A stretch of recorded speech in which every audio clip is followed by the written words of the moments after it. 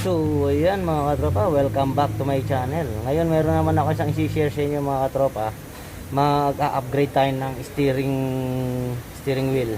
Yan, yung steering niya i-upgrade natin mga katropa. So, isi-share ko sa inyo kung paano natin i-upgrade mga katropa yung ating steering wheel at kung paano natin mabaklasin yung mga accessories niya rito. Ililipat natin sa bagong steering wheel mga katropa. I-upgrade natin yung steering ng Mazda new CX-5 Sky Active mga katropa. So kagustuhan ng customer na i-upgrade, so siya yung bumili ng steering na ipapalit natin mga katropa. Kaya i-show ko sa inyo kung paano natin papalitan mga katropa. So bago yung lahat mga katropa, siyempre maraming salamat sa mga subscriber, YouTuber, viewer ng aking channel. Magpapasalamat ako sa mga walang sawang sumusuporta sa aking channel yan mga katropa. So ngayon i-share ko na sa inyo kung paano natin papalitan ng steering wheel. Yan, shout out nga pala sa Mechanic Group, Maestro Tutong TV, Doc Ernest TV, Truck Rescuer, yan, kay paring Janjan, tsaka kay paring Louie, yan, shout out kay Bravo Tango, shout out sa iyo sir, yan, kay Mark Pera, yan, shout out sa iyo sir, yan. So yan, shout out sa inyong lahat, lalong lalo na sa member ng Mechanic Group. So papalitan natin ang steering mga katropa. Ipapakita ko sa inyo yung ipapalit natin mga katropa. So let's go.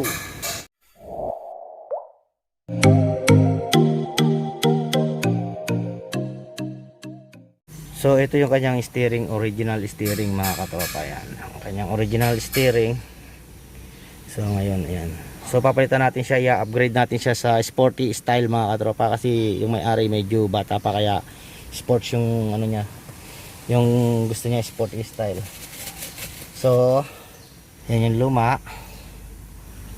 Yan, ito yung ilalagay nating steering, papalit natin dyan mga tropa. So yan yung steering ilalagay natin, medyo sport style. So yan mga tropa. So palitan natin ng steering, papakita ko sa inyo mga tropa. So umpisahan na natin.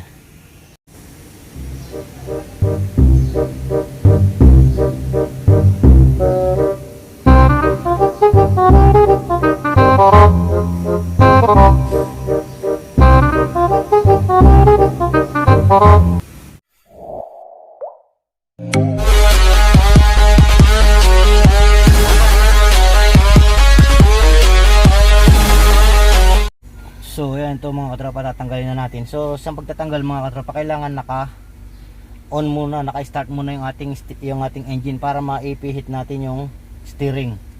Yan, para maiganyan-ganyan natin, kasi yung mga lock nya nandito sa ilalim mga katropa, para matusok natin yung mga lock nya. Isa rito, isa dito, tsaka isa rito. Tatlo yung clip mga katropa. Tutusukin natin ang Allen key, yung pinakabutas, para matanggal yung pagkakalak niya mga katropa. Yan, kailangan umaandar. Tapos once na natanggal na natin tong airbag mga katropa, umangat na yung airbag, ngayon i-off na natin yung engine.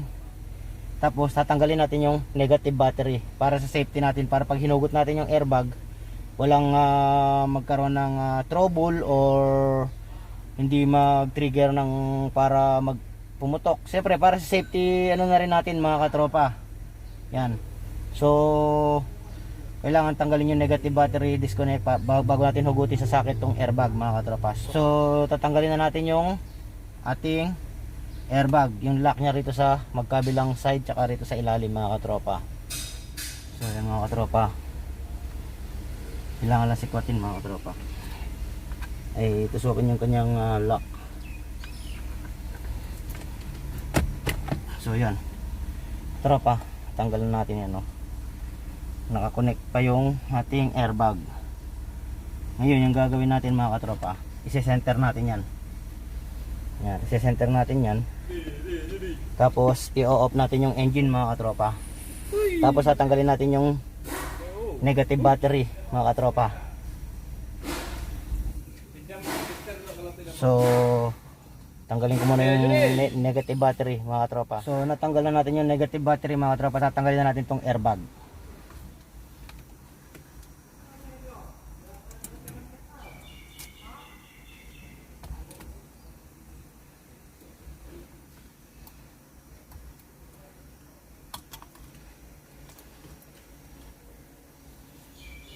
So sa pagtatanggal ng airbag yung kulay itim, sisikwatin muna natin yung pinakalock niya. Ayan. Ayan, kung makikita nyo mga katropa, yan. Ayan.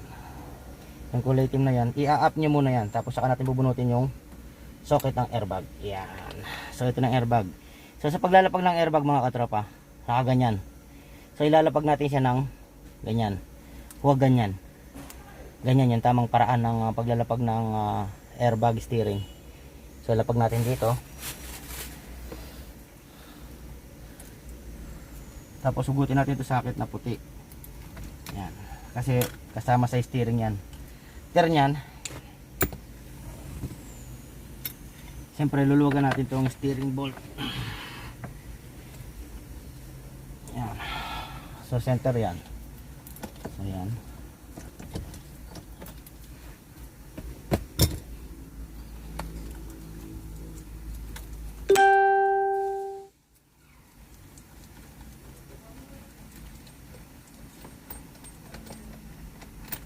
So sa Mazda size 21 yung kanyang bolt. So tas ganyan lang yung mga tropa. Syakin mo ng konti. Yan. Pag syak mo ng konti, kasi bago pa, pero pag tumagal-tagal yan, matigas na yan. So pero hindi siya titigas kasi hindi naman siya spline. So hexagon. Yan. So ganyan. So stay lang natin ito na nakaganito mga tropa. Huwag natin iikutin, baka masira yung ating clock spring. Yan. So hexagon siya kaya madali lang. So ito na yung ating steering na stock. Ngayon papalitan natin siya ng upgraded na steering, sport style.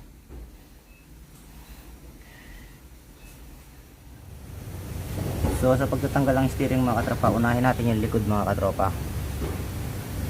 So may mga clip lang siya dito. So i-release lang natin yan.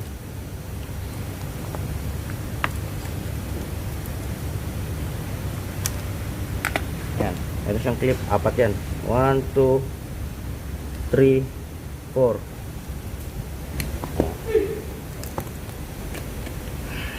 Tapos clip na yan mga katropa.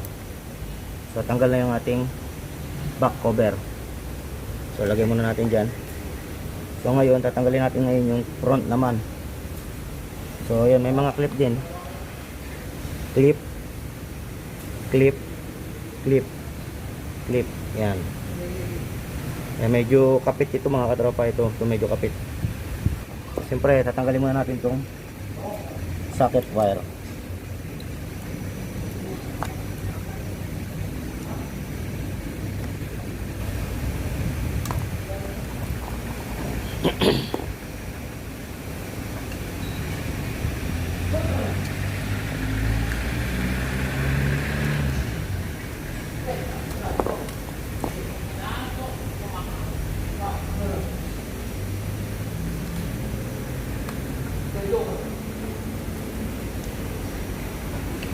Yung mga clip yan. Yo. Yo.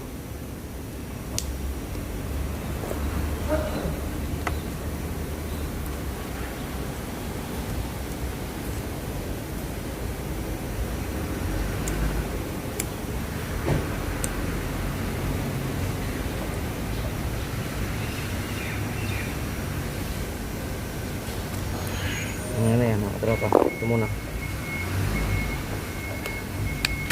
Yan.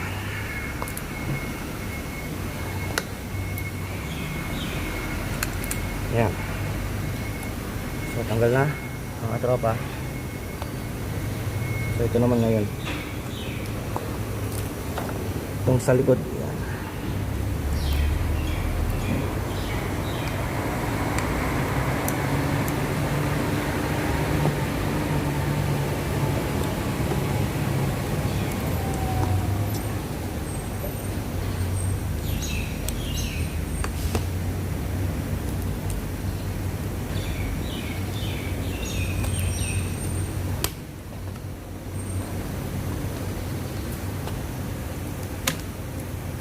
So yun mga katropa, natanggal na natin. Medyo kumalkot lang yung mga clip. Yan. So ito na yung stock natin. Papalitan natin ngayon ng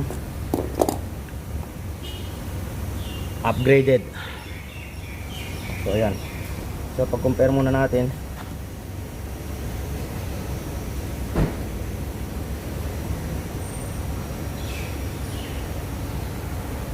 same lang mga katropa. So titry natin kung papasok yan. So ito muna, try natin kung pick ba.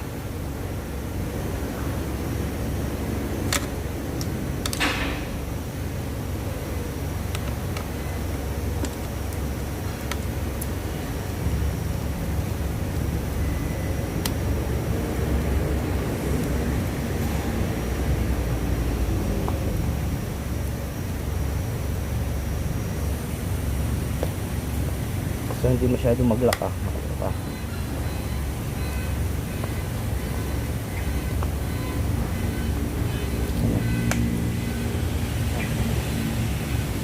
Bibiinan lang natin. Yan.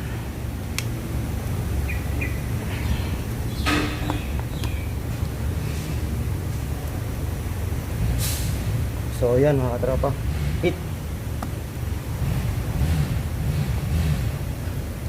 So yan ang design.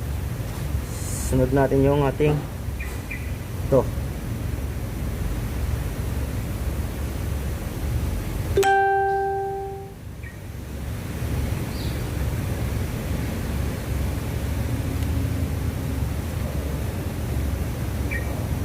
Ayan.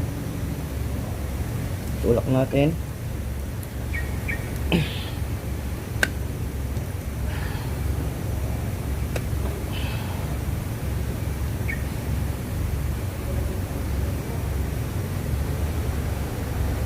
So nagpit naman mga katropa. Siyempre yung wire dito yan.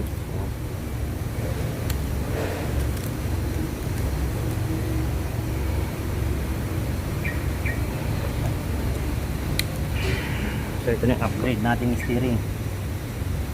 So ngayon, yung cover sa likod. Yan.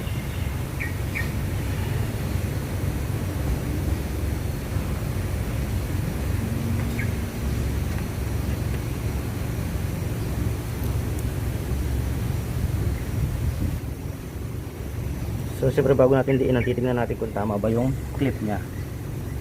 Okay. Okay. Good.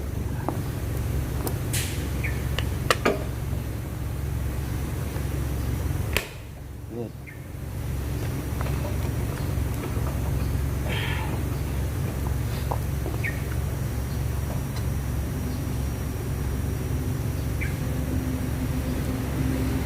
Tingnan natin kung pumasok yung clip.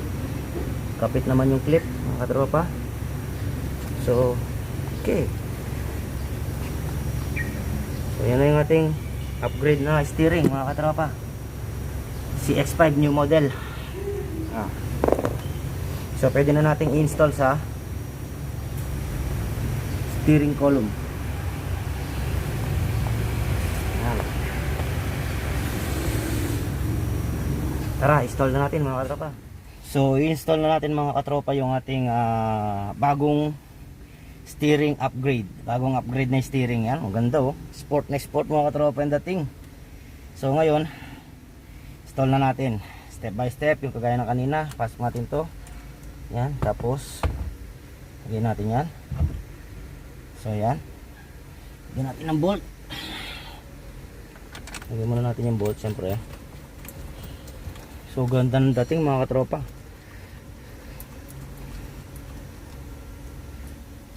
CX5 new model. So hipitan muna natin.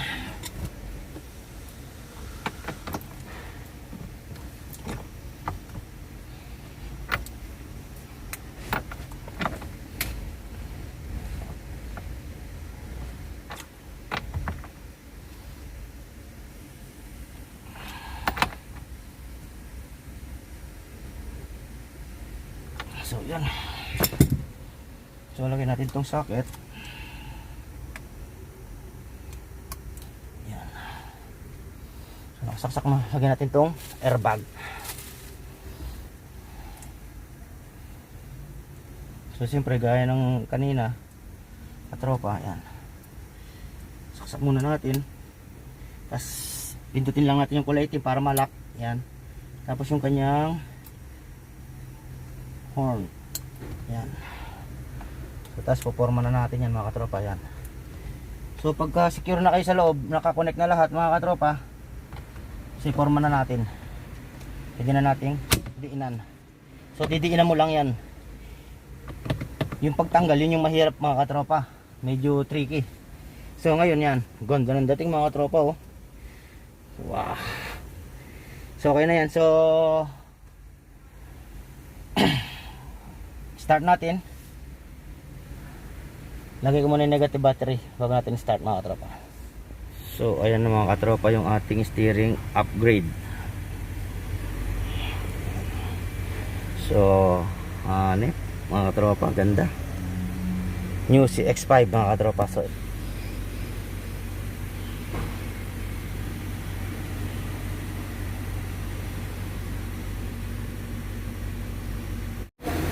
So ayun mga katropa, nakita nyo kung paano natin in-upgrade yung steering na customer mga katropa.